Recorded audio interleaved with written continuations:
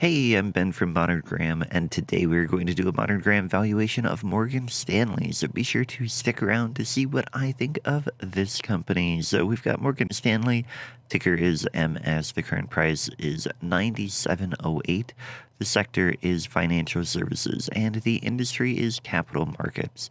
Then over here we have the items from the balance sheet that I find to be the most important. We have total current assets, total current liabilities, long-term debt, total assets, intangible assets, total liabilities, and shares outstanding. And all of these will come into play in this valuation. Over here on the chart, we have earnings per share diluted in blue, and then the red is dividends per share. And you can see that earnings went up, then they came down around the time of the financial crash, and then we have a rise back up. Dividends do the same thing. They went up steadily, and then they came down. Now let's look at the details here. We can see that we had two negative earnings years in the last 30 years. One was 2009 and one was 2012. And other than that, they've had pretty good earnings. Here we have earnings per share Modern. This is a weighted average of the last 5 years of earnings. So it takes these numbers, puts the most weight on the current year and the least on 5 years ago, and we end up with SIBS 50 for the current estimate. Now, this can help smooth out the earnings so that you can really see more of a trend in the earnings overall. And here you can see that we went up, came down, but stayed positive on the normalized earnings, and we've been on an upward trend again since then. Dividends, you can see, they have paid a dividend consistently for over 30 years, which is very good. They have not grown the dividend consistently for that time. They had many years where they froze the dividend, and other years when they have grown it significantly.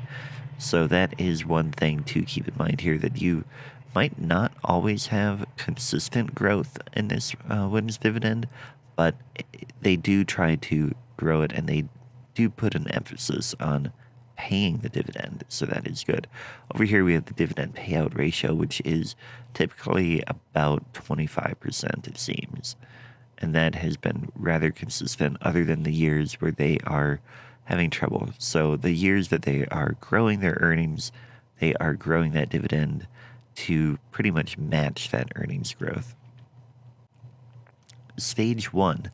Is this company suitable for the defensive investor or the enterprising investor?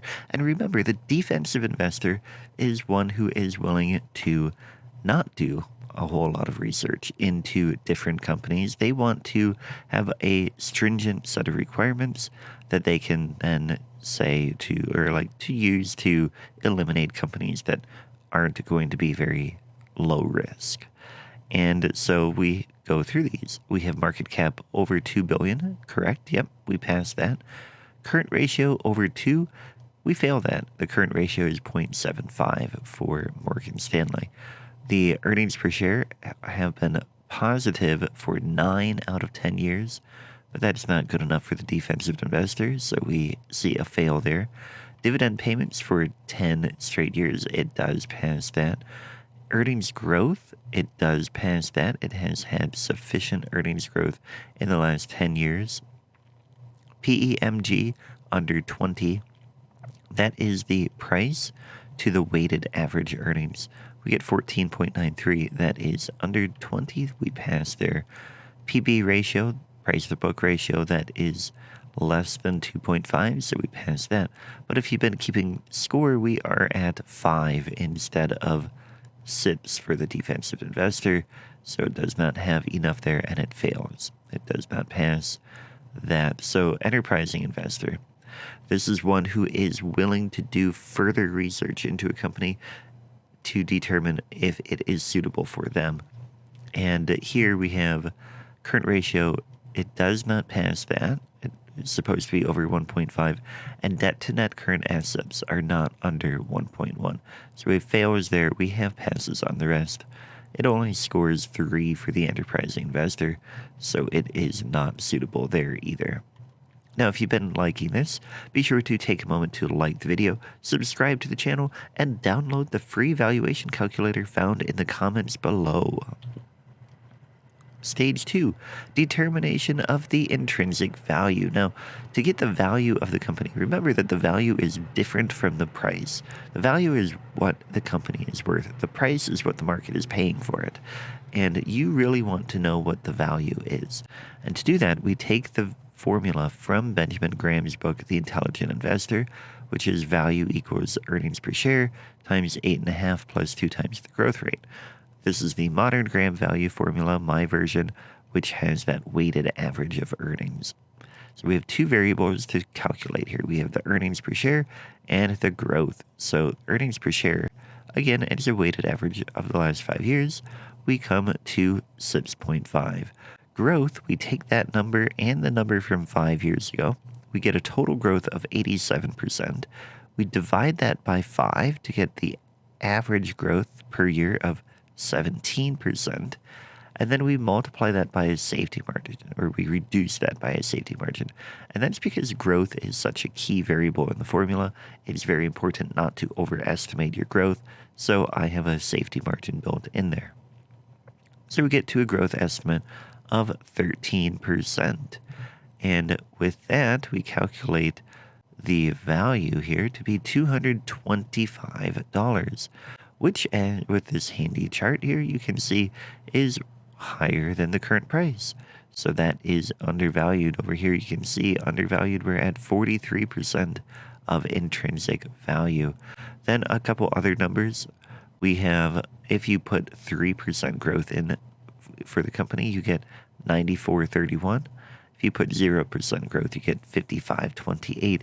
And that means that if you place price in for value and solve for growth, you get a market implied growth rate of 3.21%.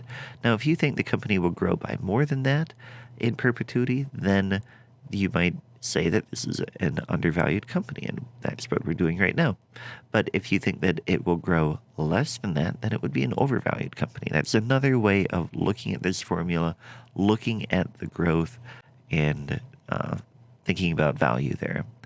Looking at the modern Graham grade, this takes into account more factors than we have so far. It like puts a number to the factors and a grade to the companies so you can compare across industries. Here we have 0 for investor suitability. We have 1 point for being undervalued. It is not trading below its Graham number. It does not have long-term dividend growth. It does pay a dividend yield over 2%, so it gets half a point there. It's trading below its industry average price to earnings ratio, so we get half a point there. It is not trading below its net current asset value, so we get a total score of 2, which comes to only a grade of C for this company. Now, if you are at the point where you've decided that this company is suitable for you, maybe you're looking to have a speculative company in your portfolio, then what you want to do is you need to do further research to determine if it is appropriate for your individual portfolio. And only you can do that. I can't do that because I don't know your investing goals, and I'm not a registered investment advisor, so I can't tell you whether or not you should buy a company for your investing goals. But let's do a little further research. Net current asset value, this would be a floor to your value. It is a liquidation value. It's negative here. It does not apply too much to this company. The Graham number formula is another way of looking at those defensive investor requirements. It's a numerical value that people have derived from the defensive investor requirements, and here we get a value or Graham number of 8709. It's trading above that. The PEMG formula, again, is the price over the weighted average of earnings. That is 14.93. The current ratio is only 0.75. The PB ratio is 1.78. Dividend yield is 3%, and the number of consecutive years of dividend growth is 10. Now, if there's anything else that you want me to include in future videos for further research, then let me know in the comments below. moving on to stage 4. Now, if you've decided that the company is suitable for you, it is time then to try to time it so that you maximize your profits. This is where technical analysis can come into play. And we're going to turn on the candle things here, patterns. And you don't want to rely on technical analysis to make your investing decisions about what company to buy, but it can be useful in trying to maximize your profits because there is something to be said about where the market is moving, and you can help to figure out like, okay, well, you could look at the chart and see that it was rising here, and you can see different reasons for that, or different candles signifying what is going to happen. And then you could see here, tweezer top, that might mean that there is going to be a reversal soon. So that would mean that soon it might be a good time to get in. And you can see, sure enough, it came back down. And then here, spinning white top, there's indecision in the market. We had some flooring here, and then we're going back up. Now, so looking at today, we have a rising window. So that would signify that there is support here.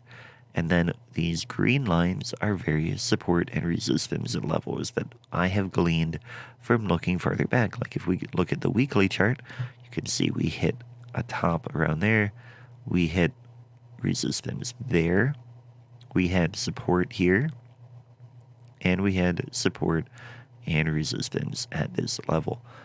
So we want to pay attention to those spots. And right now we're above that. I would watch to see if it can hold that level, and if it can, then it might make its way all the way up and it would be continuing to rise.